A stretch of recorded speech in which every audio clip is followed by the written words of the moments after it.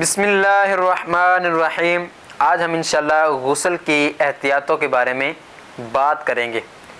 تو سب سے پہلے کہتے ہیں کہ مرد کے بال اگر گوندے ہوئے ہیں تو نوک جڑ سے لے کے نوک تک یہ پانی پہنچانا ضروری ہے اور ان کو کھولنا بھی ضروری ہے۔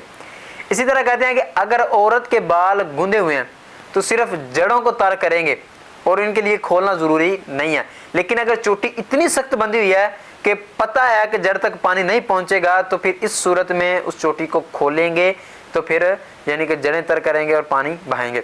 اسی طرح کہتے ہیں کہ کانوں میں بالی یا ناک میں نتھ یعنی کہ جو سوراخ ہے اس کے اندر بھی پانی بہائیں گے۔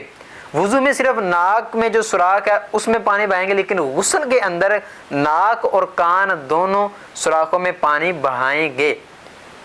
اسی طرح کہتے ہیں کہ مونچھیں، داڑھی اور بھووں کے ہر بال جڑ سے لے کے نوک تک اور نیچے کی کھال کا دھونا بھی ضروری ہے۔ ہمارے بعض حضرات ایسے ہوتے ہیں کہ جنہوں نے داڑھی رکھی ہوتی ہے لیکن وہ صرف اوپر پانی بہا لیتے ہیں اور یہ سمجھتے ہیں کہ ہمارا غسل ہو گیا، لیکن ایسا نہیں ہے، بلکہ داڑھی کے، مونچھوں کے اور بھووں کے ہر بال جڑ سے لے کے نوک تک ان کا دھونا ضروری ہے۔ اسی طرح کہتے ہیں کہ کانوں کے ہر پرزے اور ہر منہ کو دھوئیں گے، یعنی کہ اب اپنے ذہن میں رکھنا ہے کہ کان کا جو پرزہ ہے نا اس کو بھی دھونا ہے، اور جو منہ کھلا ہوا ہے، سوراخ کا منہ کھلا ہوا ہے اس کو بھی دھوئیں گے۔